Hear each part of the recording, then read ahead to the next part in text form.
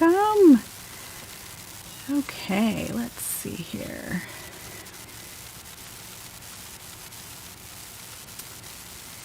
Getting all the chats together. All right, so what we're doing today is what we do every day. We are going to do dark mirror readings and just to get a collective energy reading. And we have, I have some announcements for the community and some exciting things coming up. I will give everyone a chance to kind of pop on and check things out.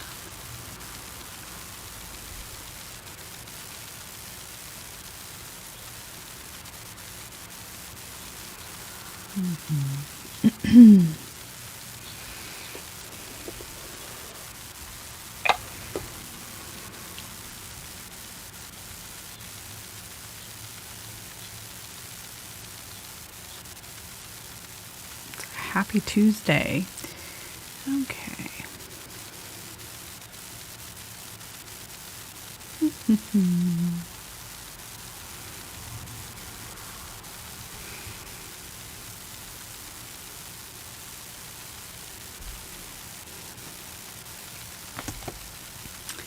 We have meditations coming up in the community, along with the Rebel Mystic Method, which I'm super excited for.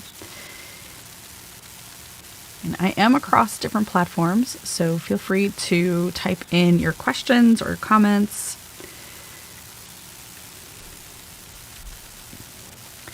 You can find most of my information in my bio, in the links.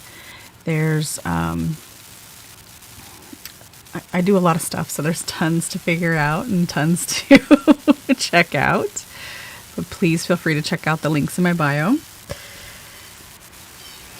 If you would like a personal reading with the Dark Mirror cards, I have that available also on my website. And these cards are pretty unique because they act a lot like tarot, but they're oracle cards. And I find them to be not so... brutal is not the right word. But they're a little more direct, I think. There's there's some symbolism in there that doesn't have to be so literal to the reader. And so what I'm going to do today is we are going to do a collective reading for the energy that we're experiencing now, what's to come. So I'm going to look at 3 different cards, past, present, future. And it's basically just going to be a gauge, what we've been experiencing and what the message has been leading up to this point, and then what we're getting right now, and then what we need to look forward to or look ahead at. So let's come over here to the cards and see what we got. So our first card is Atonement. Get that in the frame there. Okay, so if you can see, she's a young woman, shirtless, with many, many swords in her back. So these cards are unique because they have a specific moon phase associated and a specific message associated that's very specific to the card. And then they have a phase of grief or pain, emotion assigned to it. So Atonement, you see her standing there with many swords on her back. This stage is depression.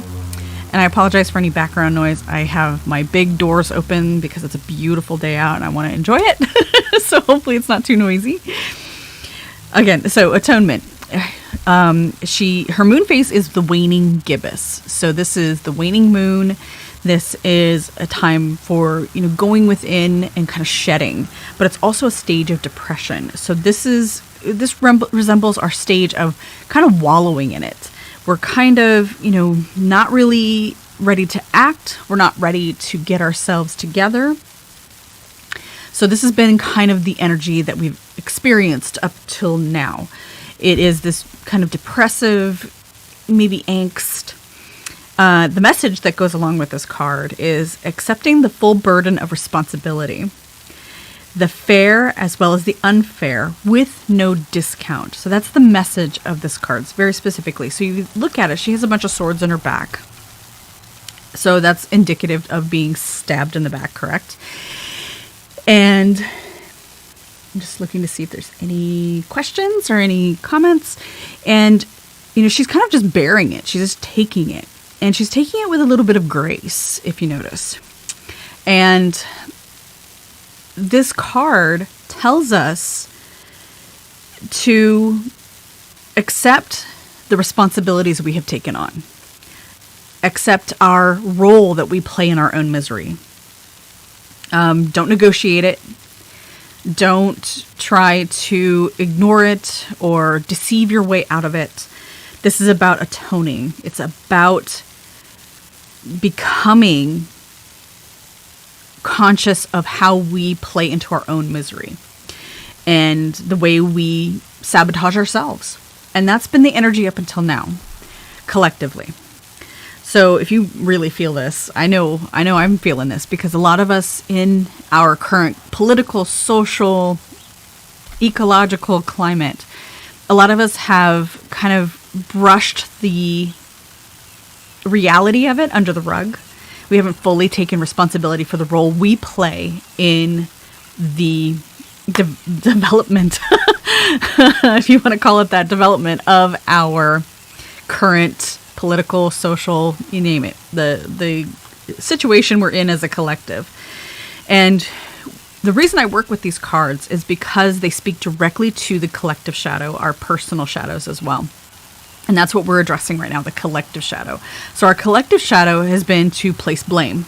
It's not my responsibility, and I'm just going to kind of turn the other cheek, right? So what this card is speaking to us as a collective is to accept responsibility, atone for the sins and the mistakes we have made in the grand scheme of things. And that's not to mean that you have to beat yourself up about it. You don't have to, act as though you are the problem. Just recognize that there is a problem and that there's a role you play in it. This can be personally, how you perpetuate your own misery, how you perpetuate your own denial, self-destruction, self-sabotage, that sort of thing. And it talks about moving forward. If you notice, behind her is a horizon. It's a bright light. This horizon is hope. This horizon is that idea that if we can accept and atone for the things that we have done that are not so good, then there's hope for us. And that we won't take on the misery that we don't deserve. All right, let's look at our next card. Alone in the World is our next card. And this one is one of the few colorful cards in this deck. And you notice it's a nude woman sitting there. It looks like maybe at a bathhouse. There's some colorful cloth. The red almost flowing like blood. And Alone in the World is a significant card because it tells us to look within. It tells us to look at ourselves and the roles we play. So it's playing off of atonement. The moon phase for this card is the third quarter, and the stage is acceptance. So we're going from depression and not wanting to really accept the role we play into accepting that and accepting the role we play in this world. And the message that goes along with this card is, in solitude I stand, in solitude I may shine. And this speaks of inner power, standing in your power, standing in your authenticity. And that's a hard thing to do in this world, right? Because we're always told that we're too much of this, not enough of that. You're over the top here. You're underachieving there. So this one, when we look at this card, we have to become naked in front of ourselves. We have to become very clear and naked in front of our existence. Come back to center. Come back to who we are. You know, lost hope is a part of us. So we have to become aware of that. Your body holds memory. And when we hold memory in our body, we hold those emotions in our body. And when we recall those emotions, then we are reestablishing the connections and reinforcing those connections to those emotions and those triggers and those traumas and those really crappy things that happen to us in life. And in order to get to our authentic self, we have to recognize the pattern. And we have to get out of our body and get out of that perpetuating process.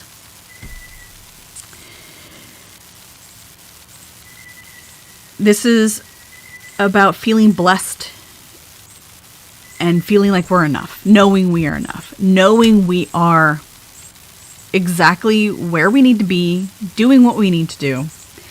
And that sometimes is a hard thing to accept because we're stuck with our depressive state and we are not ready to act. We're not ready to accept the misery we create for ourselves.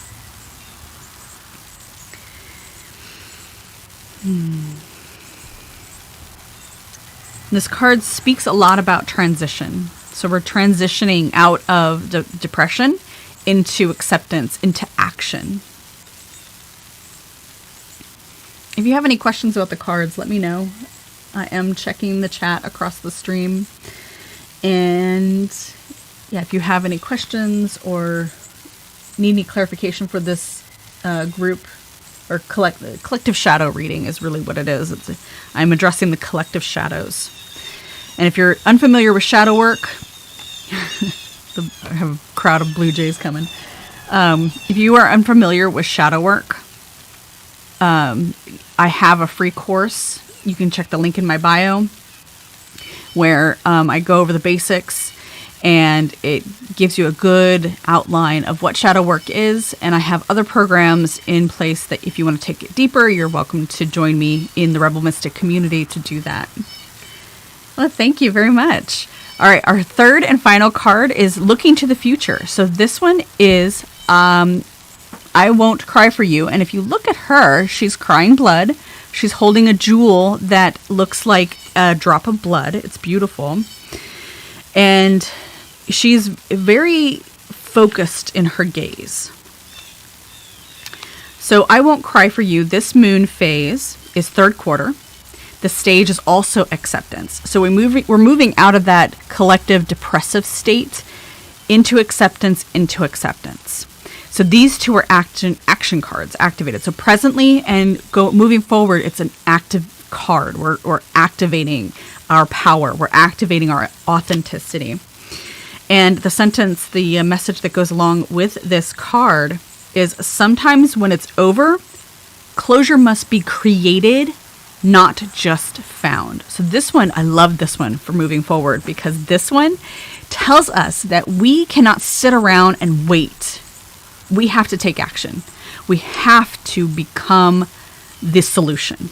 We have to become our authentic self, ourselves, so that we can create those resolutions, so we can create closure, so we can reach that next stage of our evolution, of our emotional regulation, of our political rest, unrest, whatever it might be. And looking at this card, it really speaks to how our pain can become our enlightenment. We don't have to be stagnant. We should never remain stagnant. We should always be looking at the ways we affect ourselves, how we perpetuate our misery, how we perpetuate the misery of others, and move into those vibrations of action, atonement, acceptance, and closure. And this might mean we have to get angry, really angry. It might mean that we have to really look at our daily habits and how we show up in the world and what that means. It might mean that we have to maybe go into that emptiness that we might feel and address it. Why is it there? What keeps it there?